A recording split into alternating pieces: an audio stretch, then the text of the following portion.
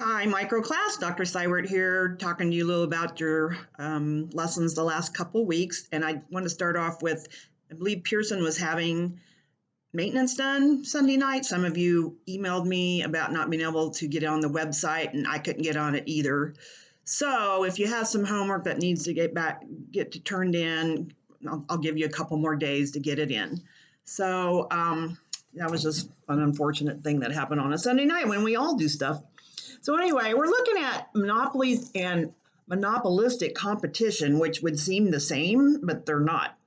So monopolies was last week, and I'm just going to go over a little bit about what I think of monopolies.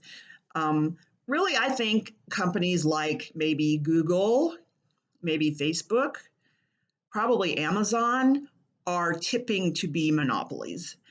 Amazon maybe not quite, because I think Walmart can kind of compete with them. So maybe they're still in an oligopoly kind of state. But I could see Amazon taking off and being a monopoly in the next few years.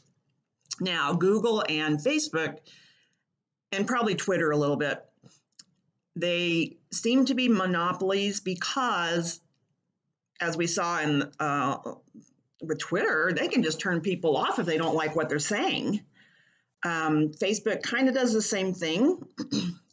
So, and Google, really everybody Googles, really. Do you use any other kind of any kind of a web browser other than, I use Google all the time. It almost annoys me when I have to use something else. So they're probably going to end up being monopolies. Used to be in the United States, monopolies were broken up. Probably one of the most famous one was I'd say the Bell companies, all the phone companies, because there was one phone company and pretty much they could do whatever they wanted. So we had regulations to break a lot of that up. I think the railroads were somewhat that way too, more back before probably World War II. And we got to where, okay, now we're not really having monopolies, and now we are again. So most likely somebody's gonna have to legislate on this. Nobody really wants to, because these companies pay politicians a lot of money. So they probably don't want to give that up. But I see these companies as monopolies, and just kind of think about the ones maybe, as you're going forward, probably some of the phone companies will end up being monopolies.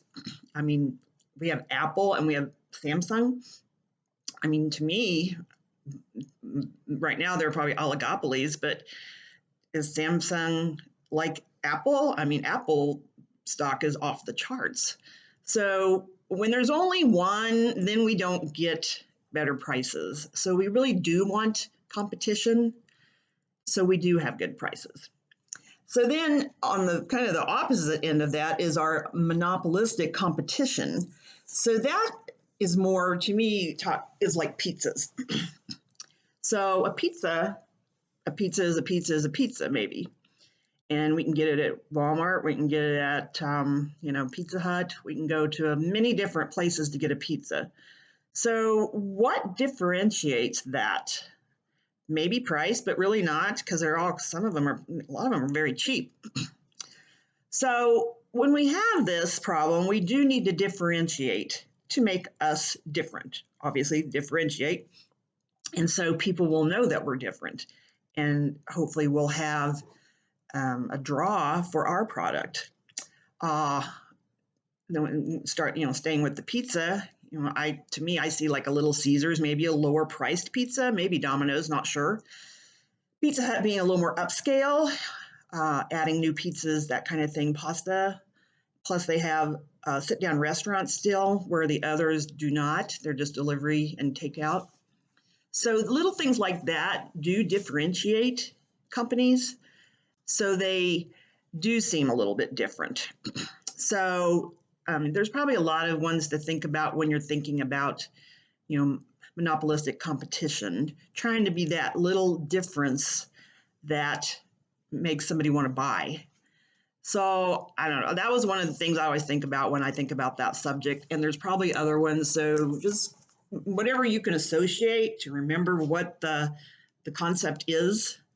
And if you're going to be going into a business, if you're going to think about starting a business, Let's say you're doing a restaurant. Are there a lot of them out there? How are you going to differentiate yourself? So that's usually a key thing, particularly like in entrepreneurs. What's differentiating you and your product? So that feeds back into this monopolistic competition. What makes you stand out a little bit? So I find these interesting topics, monopoly and monopolistic competition, and it's just fun to say. So anyway, that's what we're talking about this week. Have a great week. I'll talk to you later.